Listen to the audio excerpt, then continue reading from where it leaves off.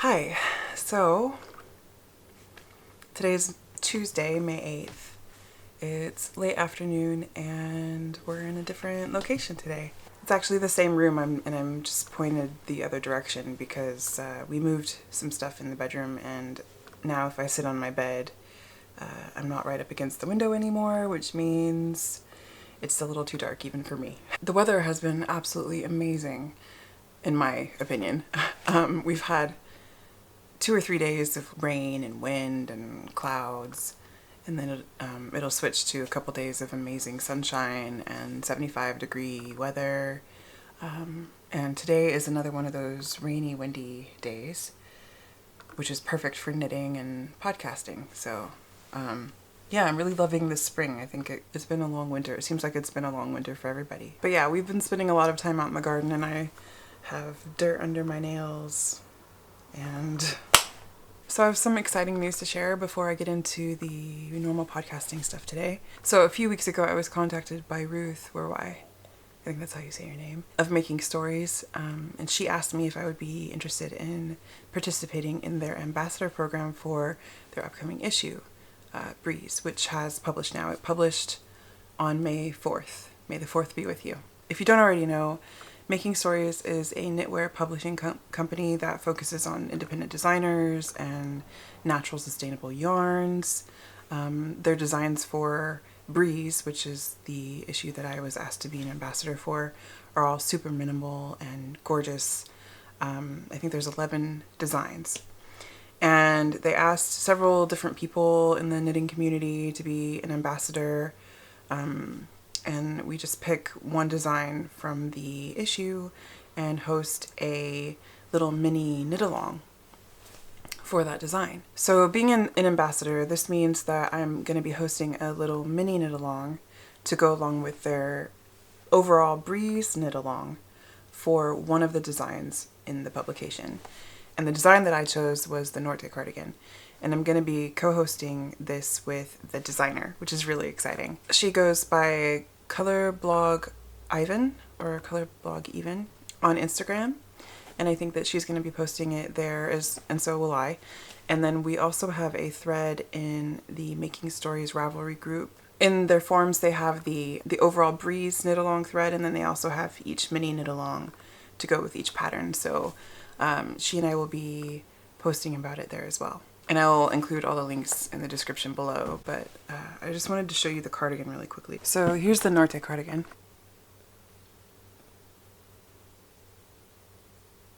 It's a really beautiful minimal design, and it's right up my alley. It has very simple details. So the knit-along is going to be running from April 27th through to June 30th, which means yes, it has already started. Unfortunately, I don't have my yarn yet, and it'll probably be a little while because international shipping is a little bit unpredictable. So, but I'm hoping that by the next time that I sit down to talk to you, I can show you the yarn, because I think it's going to be beautiful. I'm going to be using the same yarn that was made in the original sample, which is Walnut. I don't know how to pronounce anything, but it is a wool from Finland, and it looks rustic and beautiful. I'm going to be knitting it using the black and white marled colorway.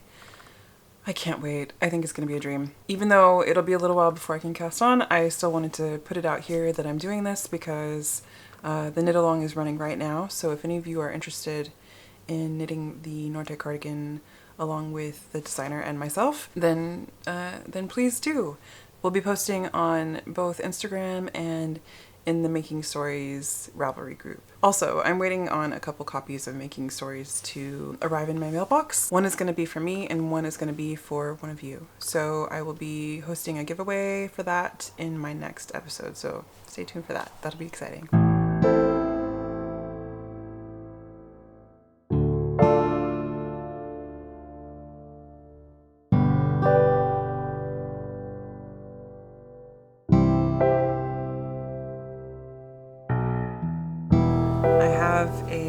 Finished object. I'm sorry it's a little bit wrinkly because I've had it folded up in my knitting basket so I could show you guys, but I should have aired it out. This is the Tales from the Isle of Purbeck shawl by Annie Rowden.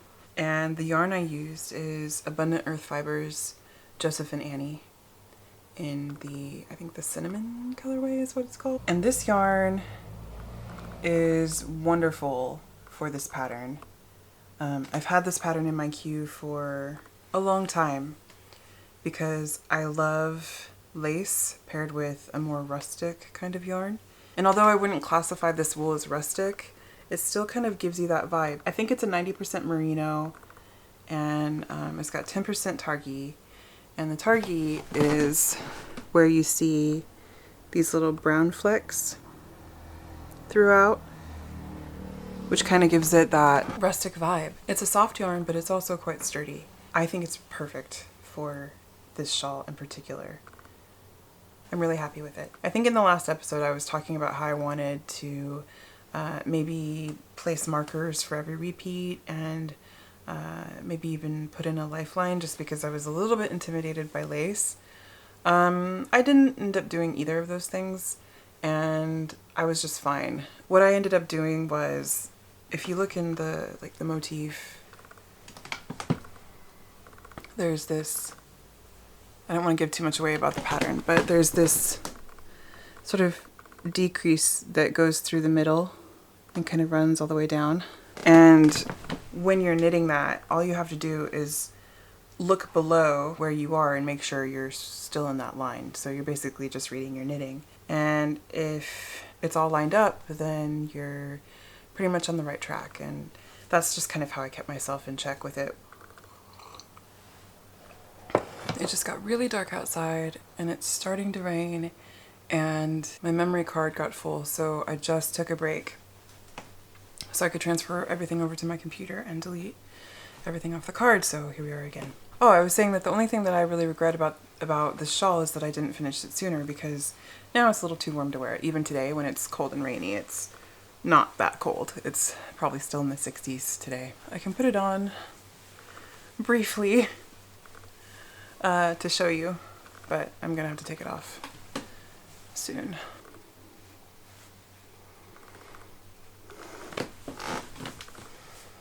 I love it.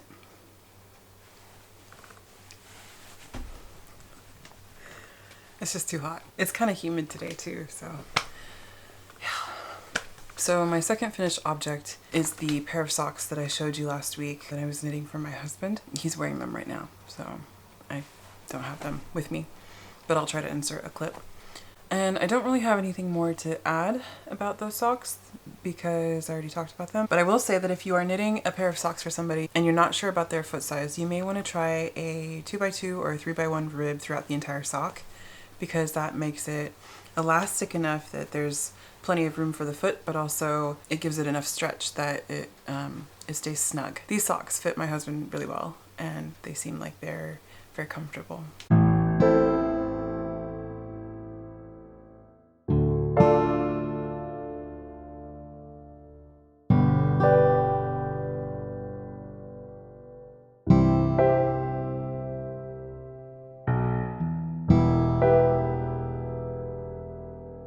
So a few weeks ago I was on Instagram and I noticed that Maria Tuscan was having a shop update. And I've been wanting to buy some of her yarn forever because as far as like speckled yarn goes, she's one of the indie dyers that I've been dying to get a hold of some of her yarn, and her bases look amazing. So I hopped on over to her shop and I purchased a couple of yarns of Finlagen, which is on her fur base, which is a singles merino. And it is so beautiful. I think she's a very talented dyer. I think we all know that by now. And because I had just recently cast it off for my Tales from the Isle of Purbeck shawl, I decided that I wanted to go ahead and cast on for another shawl. So that's what I did. I've been wanting to knit the Campside shawl forever. And I thought this would be a really good yarn choice for it. So I got started with that. And I just finished up the first chart. It's a free pattern, so I feel like I can talk about this a little bit more. You basically start off with a garter tab and then you knit I think 15 or 16 rows of just plain stockinette with the increases at the top here. And then you dive into chart A and you repeat chart A one time. I just finished up chart A and we'll be starting chart B very soon. The pattern calls for a DK weight yarn, and this is fingering weight yarn. So this is going to be a smaller shawl, but I don't care. If I can figure out how to do it, I might extend the size a little bit just because I like shawls that are more like blankets, but I had to have this yarn be for this shawl pattern because of the colors. Yep, very soft and squishy. And this is really only the second speckled yarn that I've ever worked with because I tend to prefer neutrals most of the time, or solid or semi-solid colors. But on occasion I will kind of play with a speckled yarn just because I like to change things up. And I think it's really fun to see how it goes from the skein to the actual project itself. I think I'm more interested in that stuff now that I dye my own yarns. I find myself paying more attention to that sort of thing now than I used to. So, and then I've showed this to you a couple of times. It's the Fir Socks by Melody Hoffman. I had my friend come over and try it on and it fit perfectly. I actually didn't even have to add any length because it hit right at the right spot. So we were watching a show, and while we were watching it, I just added the toe on and had her try it on with the toe. It fit perfectly. So there's one sock done, and I went ahead and cast it on for the other sock, and I'm right at the point where I need to start working the heel flap. So this should be done really soon, and then I can give them to her. And speaking of socks, I was just casting off for my husband's socks when I got a message on Ravelry from Estella of Knit10inStone. She asked if I would like to have a copy of her stacking wood stock and give away a copy to one of my podcast viewers. I love textured patterns, and it was right up my alley, so I said yes. I immediately cast it on for them because I just, I took the needles that I had from my husband's sock and just cast it on with those. It's kind of nice when you don't have to put away your needles. You can just go ahead and cast on right for the next thing. This is the stacking wood sock. And I only have one done so far, and I've just cast it on for the second one. And I used a contrasting toe only instead of, toe, heel, and cuff, because I'm just not sure I'm going to have enough for the second sock. I'm playing a little bit of yarn chicken. I just wanted to give myself a little bit of wiggle room just in case, because I didn't weigh it or anything. I probably should have done that. But the stacking sock is a textured sock using knits and purls, and I believe in the pattern she has instructions for doing both a like a German short row heel and a heel flap and gusset. I'd have to double check to make sure, but I think she does. And I think there's also 2 different variations on the pattern. So I think it's a really great sock if you're someone who really likes texture cozy socks. If you would like to win a copy of the stacking wood sock pattern, then go ahead and leave a comment below answering what is your favorite thing about spring. And I'll pick someone in the next episode, and you can receive a copy of the pattern. If you're curious, I use Knit Pick Stroll Tweed for the body of the sock, and also a little bit of the Patons Croix sock yarn on the toe, which is the same sock yarn that I use to knit the Fir Socks. And I really like that it's kind of a lower contrast. I was going to go with a black contrasting color because I feel like it would have gone really well with the black Tweedy Flex in the sock yarn, but I wanted something that had a little bit lower contrast. And I've been doing this thing with my sock toes lately where instead of doing a decrease every other row, I'll start off going every 3 rows for the first 2 decreases, and then I'll go every other row, and then I'll go every row. And it just gives kind of a more rounded toe shape that I like. yeah, I've just been kind of playing around with that lately.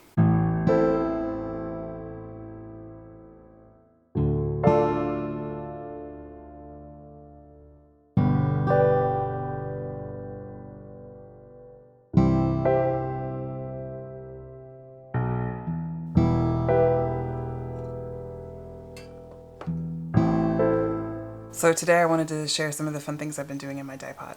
So I've been playing around with some, I don't know, I guess you'd call them low immersion water techniques, where I shove 3 or 4 skeins of yarn, all 100 grams each, a fingering weight, into the bottom of one of my aluminum pots, and then I sort of intersperse bits of plant material throughout. The combination I've been playing around with lately is dried marigold flowers, bits of madder root, and avocado stones. So I just put the yarn in the bottom of the pot, kind of try to spread it out as much as I can, and then I'll sort of sprinkle some of the madder root very, very sparingly, so there's some touching each of the yarn, and then I'll do the same with the dried marigold flowers, and then I'll just put a couple avocado pits in there. And I make sure that the yarn is covered with water, but not too far. It's just kind of barely covered with water. And then I'll simmer it on low for a few hours and turn it off and do my thing where I let it sit overnight and then maybe do it again the next day. I've been getting some kind of interesting results. So the first time I did it, I used superwash wool. This is a 75-25, I believe. Yeah, I wasn't really sure what to expect, but you can kind of see. So there are areas where the marigolds turn the yarn kind of green, and there are parts where the madder kind of speckled the yarn. The overall color on all of the skeins is kind of a peachy red color from probably the avocado stones and the madder combined. And I mean, you kind of have to look through the skeins, but you can see all of these characteristics on each of the skeins. It's got this kind of overall effect, but also a bit of a depth that you have to get kind of closer to see.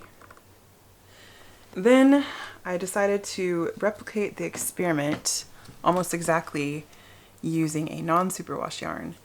And I have to say, I am really surprised with the results. So this is the non-superwash yarn. And it took the color differently overall, for one thing. Definitely more of a pink than a peach. The madder created more defined speckles throughout. The green and the yellow from the marigolds isn't quite as prominent, but you can still see it coming through here and there. So I actually really like how it turned out on the non-superwash wool better than the superwash wool, which is unusual just because the colors take more intensely and you can be a little bit more fine-tuned with it, whereas it seems like with non-superwash wool, if you try to do some speckling, it'll kind of fade out and look almost like more of an accident than on purpose. But in this case, I really feel like I like them both, but I really like this better.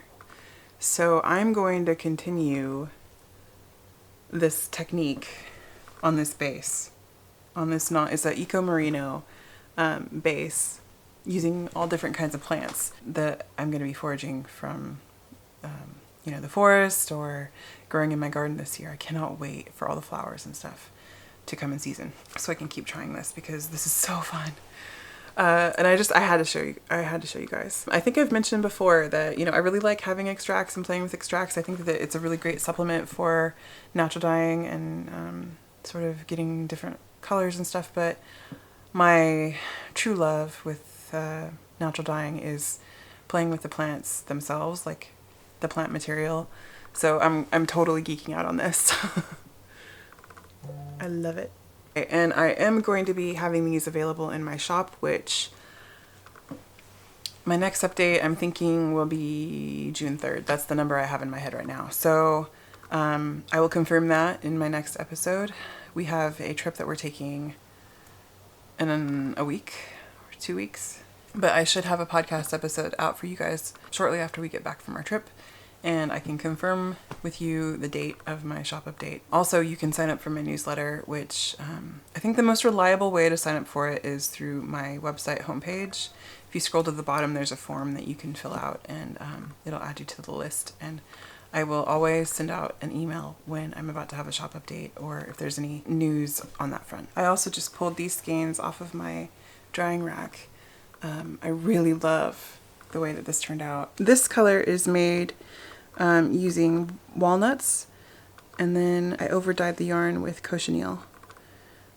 So it's so beautiful. It's like a dark maroon browny red color, and it's on a new sock base that I'm trying that is processed in the United States. So these will also be in the shop. And I'm also excited to share that I've been working with a mohair silk blend.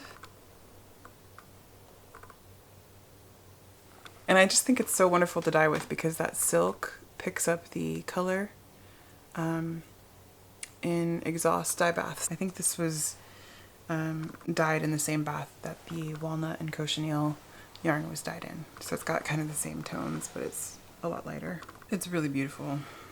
And it's so soft. So soft. I love it. And yes, this will be in the shop as well. So I've been getting a couple questions about natural dyeing, and once again I want to state that this is not a how-to or anything or a comprehensive guide by any means. I'm just happy to share my own experiences. So one of the questions was in regards to mordanting with iron. I think that there are a few ways that you can go about doing this, and the way that I tend to do it is I'll make a separate bath of water in a stainless steel pot, and I will add either just a tiny pinch of ferrous sulfate, or I have this jar, 1/3 vinegar and then 2/3 water, and there's a bunch of rusty nails in there, things that produce iron, and over time it's gotten really orange with iron. So you can just put like a tiny glug in the bath of water, and there you go, you have an iron bath. All you do really is stick whatever yarn that you want to modify in the iron bath, and they say you really shouldn't have it in there for more than about 10 minutes because if you are using iron on animal fibers, what I've read is that if you have, like, if you go to a museum where they have old textiles that were dyed with natural colors, they're seeing now that the colors that were modified with iron are starting to degrade. And that's, you know, years and years and years down the line, and it's probably not something that's going to affect your clothing anytime soon. But if you're making something that you want to be heirloom quality, you might want to keep it in mind that if you use an iron modifier or you use a yarn that is modified with iron, that it may not hold up for hundreds of years. So I try to keep that in mind when I modify my colors with iron, because I feel like the shorter the amount of time, the better. Occasionally I'll apply a little bit of heat, and that will sometimes boost the color change. Other ways that you can modify are to you can put a little bit of ferrous sulfite or some iron water straight into your dye bath. You can also, someone in the Ravelry thread was saying that they just chuck in a couple of rusty nails with their dye bath, and that does the trick. I think that I want to try that too. I wish I had something that I wanted to modify right now, because then I could film it for you, but maybe that's something that I can do in the future. Another question that I've been getting in regards to natural dyeing is about aftercare. A lot of this varies based on what I've used to dye the yarn with, and how long it takes for the color to rinse out and things like that, but I do sort of have a routine, and it's evolving and changing all the time, but this is kind of what I've been doing. I will let the yarn sit in the dye bath until it's cool. I find it easier to let the yarn cool and use like room temperature water. It's just easier for me this way, plus I can be more lazy about it, because I can just let it sit in there until it's nice and cool and I can handle it. So I will take the yarn out of the dye bath, and then I will put it into this metal strainer thing that I have, and with gloved hands I will sort of bundle up the yarn and squeeze out as much of the dye as I possibly can, and let it rinse through, and try to keep rinsing and squeezing out the color until it runs clear. And I'll do that with all the skeins, and then I'll put them in a bucket or just a vessel with some wool wash, and I'll let them soak, sometimes for several hours, just because I like to kind of let things sit and then come back to them later because I get busy. And then after they've soaked for a little while, I will give them a final rinse, get all the soap out, make sure that they're running clear, and then I will chuck them up onto my drying rack. Again, it really varies on what I've used to dye the yarn with. Some yarns require more washing than others. Anyway, that's how I do most of my aftercare with yarn, is I just rinse and I wash again, and then I rinse again, and then I squeeze out the excess water and I hang up to dry. So last but not least, the Natural Dye Knit-along. I've just been having so much fun seeing everybody's posts on Instagram and on Ravelry. There are a few more finished objects since the last episode that I'd like to share with you guys. Bluebird's Diary knit a Stay Soft shawl. The caramely color is tuku wool, and it's not naturally dyed, but all the red is, and it's beautiful. And then there's this beautiful cardigan by Not Yarnables, and it is a 50-50 cotton linen blend dyed using logwood chips, and it's beautiful. I'm really impressed with how saturated that logwood purple is on the cotton and linen. I feel like I have trouble with getting good saturation on cellulose fibers. And then Elspeth knit some fingerless mitts using yarn she dyed with indigo.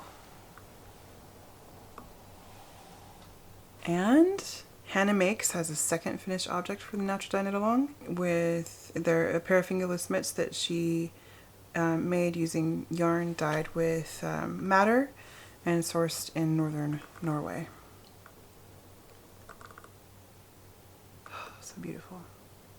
It's been really, really, really fun following along with the conversation in the Natural Dye Knit-along chatter thread in my Ravelry group. I feel like I'm learning so much from you guys, and I'm really inspired. And I just feel like if you're someone who's interested in natural dyeing, you should come check that out, even if you aren't doing the knit-along, because people are doing some really interesting things. So I do have some really, really, really exciting news about the Natural Dye Knit-along that I want to share with you. I was contacted over the past week by Sin Librarian on Instagram. She works for Abundant Earth Fibers. She told me that Abundant Earth Fibers is interested in being involved with the Natural Dye Knit-along, and they're sending me some yarn to offer as giveaway prizes. So it's on its way. It'll probably be here, according to the shipping details, tomorrow. Unfortunately, I can't wait to film tomorrow. Otherwise, I would have so I could show you. But I will probably post about it on Instagram stories or something, and definitely talk about it in the next episode. But that is so exciting. I love Abundant Earth Fibers. I think you all know this because Abundant Earth Fibers is where I got the Joseph and Annie yarn for my Tales from the Isle of Purbeck shawl. And it's a dream. I also have a merino mohair blend from them that I'm going to be using for probably a cowl for my husband. And it's so gorgeous. All of their yarns are gorgeous. And so you can imagine my excitement about this. Also, and this is really exciting, they are arranging a coupon code for viewers of the podcast. I'm not sure how much the discount is. I should probably ask her. But if you are interested in getting Abundant Earth Fibers yarn, the coupon code is NEST2018. Type that in when you go to checkout and there will be a discount for you. This is like one of the fun things about being a podcaster, is kind of collaborating and working with companies that you love and adore. I feel very fortunate to be able to do this, to be working with Making Stories and to be working with Abundant Earth Fiber, companies that I already really like and want to support, and it's just kind of a dream. So, yep, that's it from me today, you guys. I think. I am looking forward to doing another episode very soon. I am going to be receiving those copies of Making Stories. We're going to do a giveaway in the next episode. I will hopefully get my yarn for the Norte Cardigan, and I can talk about that, and plus all my finished objects, and yeah, I feel like there's a lot going on right now in a very good way. So I will talk to you guys next time. Bye.